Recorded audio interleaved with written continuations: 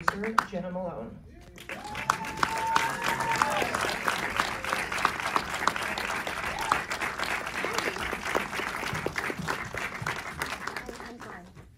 Hello.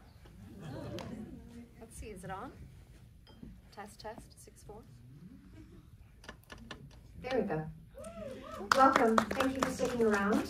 I am JENA Malone, and I worked with our panelist, Riley, about 10 years ago on a film called Love Song.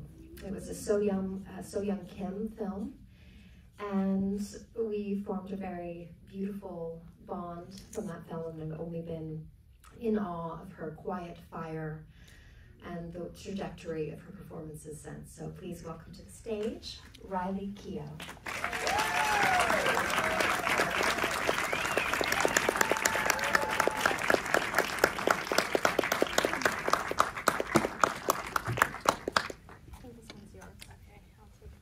Gotta turn it on now. Hello. It's on. Oh, okay. Hello.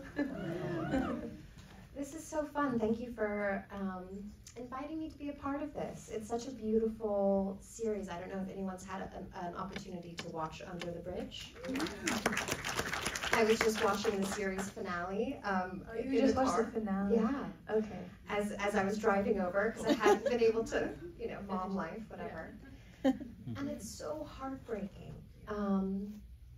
It is really examining humanity on so many different levels. And so my first question, and I don't know if we have to go to a clip first. I think there's a clip. There's a clip. Let's watch a clip and then we can go into questions.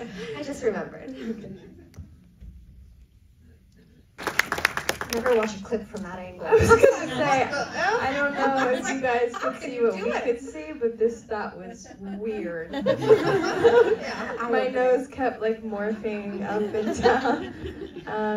It's a perspective we don't normally get. It was mortifying. Under the Bridge is obviously, it's based on a true story. Yeah. And it's also based on two different memoirs, or one memoir and one book that was, based on these happenings in Canada. Can you tell me a little bit about your involvement and, how you... I became involved because the creator and the showrunner, and I didn't know this at the time, but Rebecca Godfrey, who wrote the book and the character I play, wanted me to play her. Oh, amazing. I know, and sadly she passed away like 3 weeks after I ended up being cast. But so they came to me, and in the first meeting they didn't share that with me because I think that was probably would have been like yours, basically, a really intense thing to put on me. But we had a really great conversation, and I had just finished Daisy Jones and the Six, and thank you. And I wasn't dying to do another limited series because it's a lot of work. And the thing I love about it is that you get so much time with characters. I don't know if you feel this, but I feel like in movies, a lot of the time I leave going I just wish I had a few more weeks on this, or with this person, or whatever. And yeah, daydreams kind of haunt you. Yeah. Or there's more you wanted to explore. And that is the thing that kind of keeps me coming back to thinking of limited series, because I love the time you get to create this character. You have 8 episodes or however many episodes, and so I was kind of so they brought it to me, and I also wasn't totally I think true crime can be exploitive, so I was very I don't know, it just wasn't, I wasn't oh, this is a totally, it's 100% something I'm gonna jump into. So I wanted to have a conversation with them and kind of see what their thoughts were on the series. I'd only read the pilot, so I had a conversation with Quinn and Samir, and we just had a really interesting conversation about life and what's good and what's bad, and all of the gray areas in between, and kind of they seemed very open to collaboration, and the most important thing to me with this, and telling a story like this that's about a real person and their life and honoring them, was I wanted to be able to produce it, because I felt like I didn't, you know, if I was going to be a part of that sort of responsibility, I wanted to have a little bit of control. And they seemed really open to that. And so that was exciting. They seemed really open to collaborate and open to exploring, you know, things that I haven't really seen explored in true crime before, like, you know, radical empathy and also, you know, so we just kept having really interesting conversations, and ultimately I felt like some of the things that I think about and have, you know, spent a lot of time wondering about were able to be explored in this series, and yeah, so I think that it's, you know, there are through lines of more complex themes in this show than I'd seen in true crime, and it just felt like interesting. Yeah. When you're taking on, and I love that you talk about the control of a producer, right? You're coming in as an actor, and you already know that this is something that you want to have more skin in the game. You want to be able to have control over how it feels and smells. I wonder, what kind of safety nets does the producer title give you as an actor? How does it affect your rehearsal process? Yeah. Well, it gives me, being an actor can feel really out of control, you know, and I don't know if anyone has experience. And you never know when you're gonna get a job, you don't know, and then when you do get the job, you're constantly like doing it and going like, I don't know if that was good, and like in your own head, and like, I don't know, like maybe I'm just psycho, but like, like I'll just like trip out and go home and be like, oh, that was so bad, like, you know. And no, it's the process of the actor. It's just like chaotic and crazy and really insecure making, and like they think that like I had directed a film a couple years ago, and I think that thanks, and I kind of was like, how can I work with actors in a way that feels good, you know, and not feel like I don't know, I mean, I think this applies to everybody, but I do my best work when I feel comfortable and empowered, and like everyone in the room is like, you know, not judging me, you know.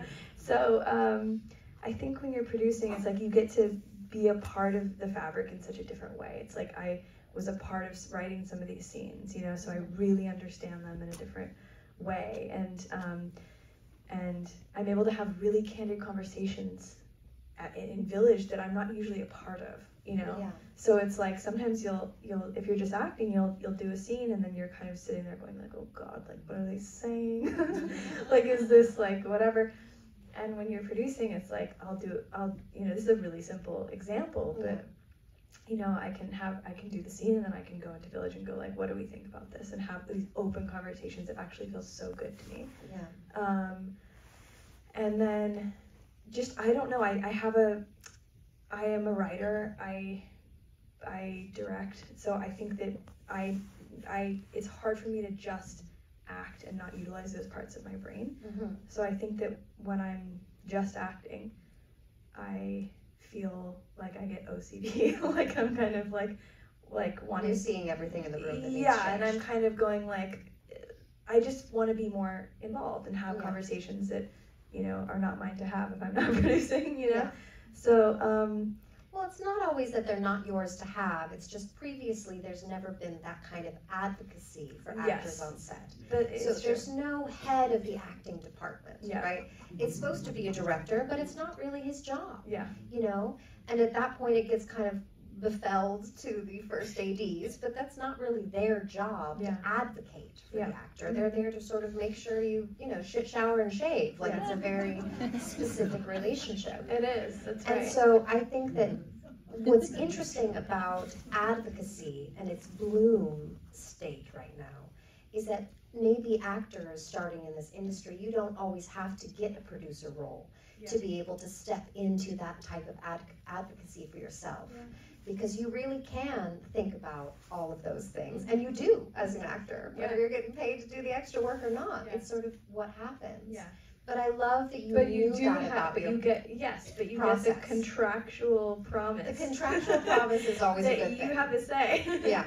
And that's really, and I love it. I love like producing. I love being in the room. I like, not in the room literally writing, but I love being a part of the writing process. I love being in the edit. And that's such a luxury to me. So I just enjoy being involved in all parts of the process. And so it's kind of like my ideal situation.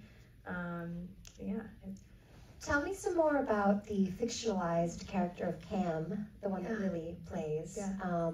I'm just wondering, since you were able to sort of work intimately with the show writers and the writers, and why she entered the picture and sort of how meaningful that was. Yeah. I think Cam is such a necessary addition because it really allows you to, I think that firstly making this like as ensemble as it is, like I think the way I like to think about this is that we're all supporting Rena's story.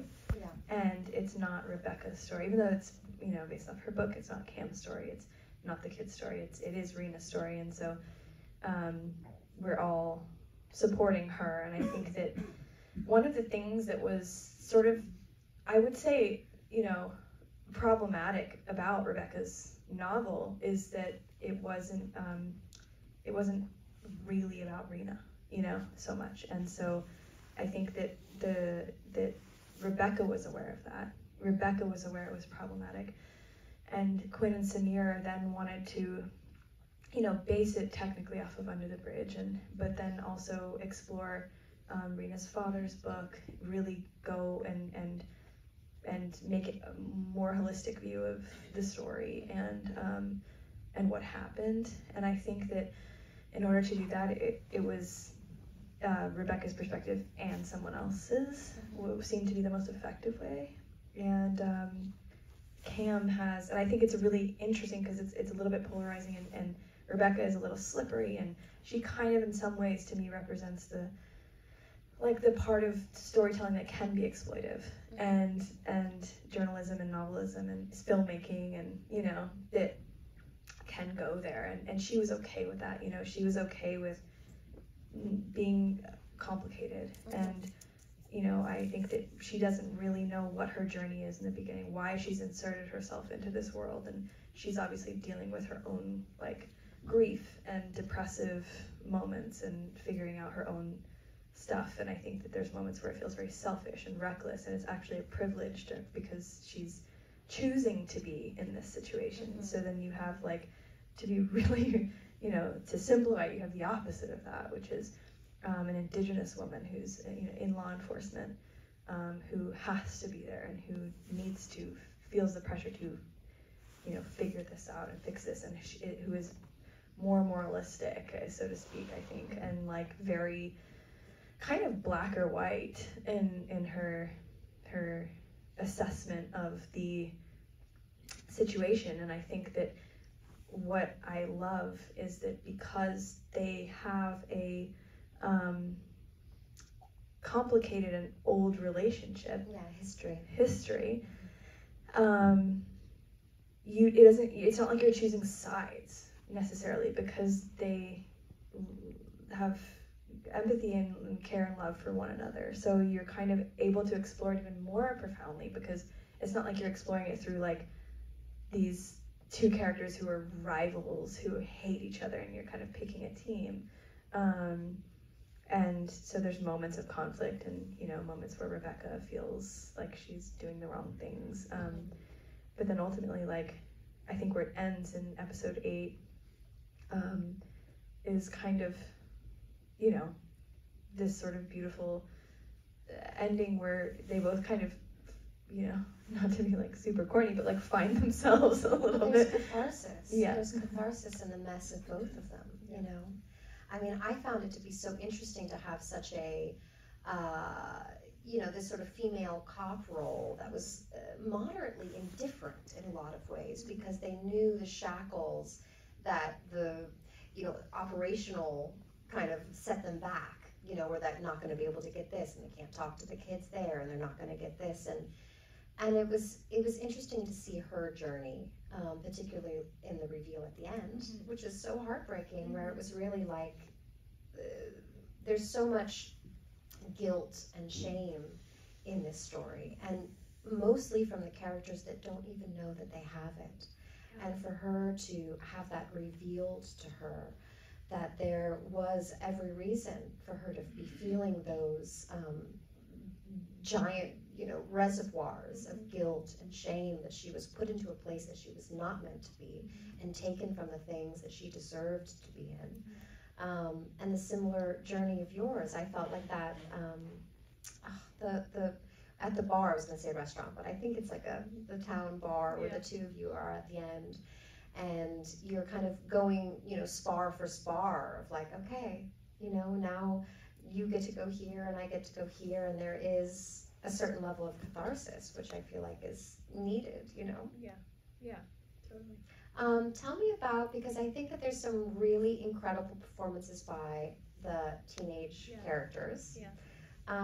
Were you involved in that casting process at all, or? I was. Gina and I, when I say we, my partner at my production company, we were involved, and I think something like that I like to try and bring to everything I'm involved in, and which is why I like being able to produce, is again that environment for the actors, and starting that in the audition process, and allowing them freedom, allowing them to go off book if they feel comfortable, allowing, kind of tailoring the process. Like, I think the process is so bizarre, but like trying to figure out what's best for, to personalize it more, Did you get to let them go in the room? I didn't go in the room, I watched tapes, but no, I'm just saying, it's like, it's oh, funny how the yes, audition they went in the process room, I know. is so different now. So different, so different. And then once they arrived, I think my first concern was like, they're dealing with such heavy material, so I was a little bit like, this is, how do we create a space for them where they feel really, safe to perform these scenes that are like, really intense. And we, they worked with a coach, but I think ultimately it was like, there was a lot of care from everyone on this job about like making sure the kids, I guess they're kids, some of them are like teenage, whatever, felt like they were doing their best work, and not stressing them out, not, like making it feel very, safe for them, and they just did such beautiful work. Well, because it's amazing, because it's like, they're also in that world, so how can they not also feel protective of it, And like, I feel like we talk so much about bullying and not enough about belonging, and that's sort of the catharsis out of bullying, but yet sometimes there's a thing, like, which I love this series really examines and unravels, is that it's not always through pain. Sometimes it's want of belonging. Sometimes it's really want of a community, that you'll do anything to be able to feel seen, and I can imagine that all generations can feel that, but maybe the younger generations have a little bit more, sort of visceral experience. Yeah, definitely. I feel like what was really interesting, what I loved, I feel like it was almost a throwback, but like when the setting is kind of a character as well. What was that experience like for you? Were you able to shoot on location, or? We shot on location and in the studio. I loved, like, it was really, because I've done period stuff. It's so weird to call the 90s period. It is. It's But, so crazy. I've done period stuff before, and I'm kind of like, I feel like I'm looking into the past.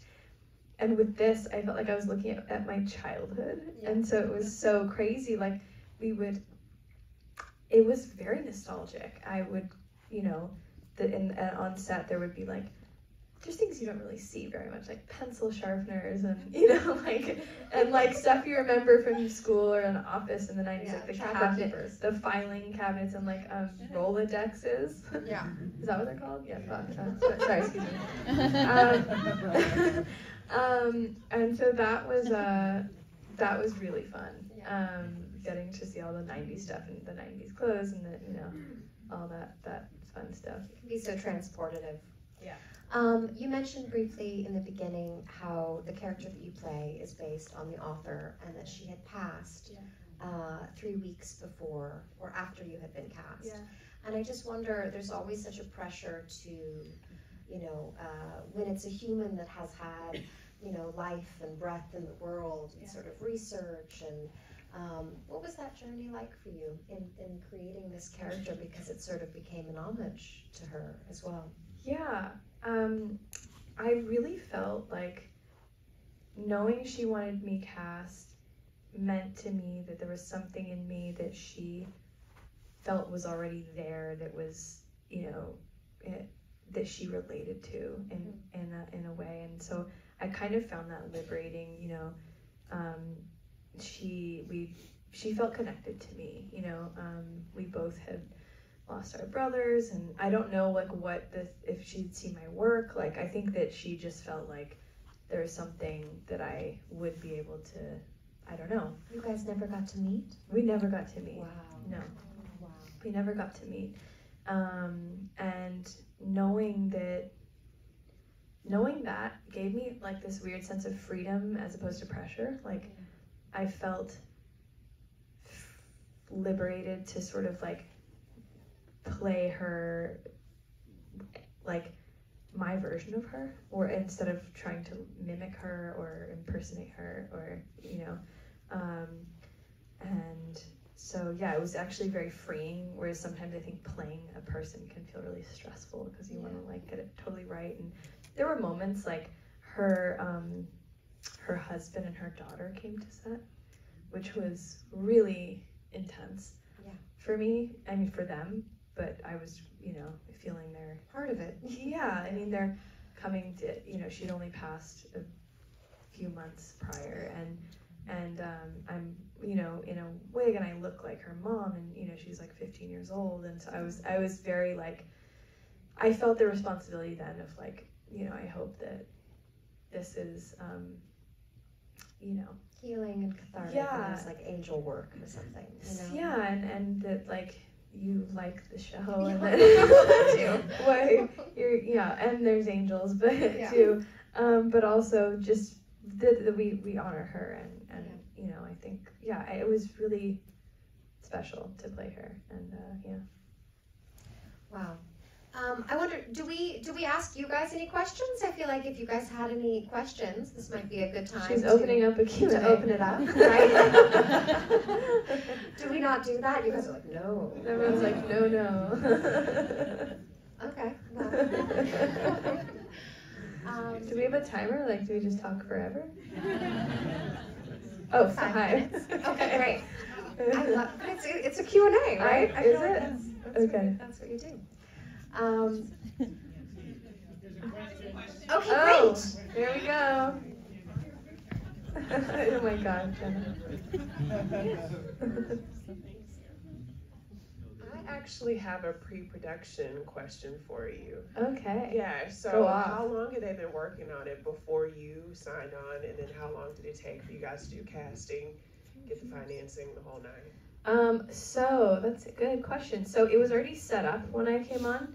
It was at Hulu, you know, so there was financing already because it was set up at Hulu. But they weren't like deep into pre-production, but we basically came on, and then like days later it was like directors hired, casting, you know, started. It was very quick. It was very quick. It was like a few months, I would say, like 3-4 months of very fast things. But we were involved in all of that. So they hadn't actually started pre-production technically. I think we have time for one more. Does anyone have one more question? Right here. We have 3 minutes. Hi, Riley. I really enjoyed the film. My question has to do with actually what your character had said in the last episode, which wrapped it up for me about healing, is when your character spoke to Rena's mother about what she went through. If there's a beauty in it. If you could repeat that line, because that was so healing. Pressure. I'll help you. That was one of my favorites. Okay. Because she had that moment with her where it was like, Yeah. I hope you find beauty in this grief, but I didn't, or something, Yeah, right? it was that sentiment. I don't remember the exact words, but I think it was like, I hope, like, I'd like to believe that it's possible to find the, you know, the beauty that's still left in the world. I think it is, right? When things like this happen, and she kind of says she wasn't able to, because her experience in grief, you know, everyone's experience in grief is so different. Do you think that that experience changed after the end of it? Because I feel like that happened a little bit in the middle. Yeah. And then she does kind of go through her own journey with Warren and, Yeah.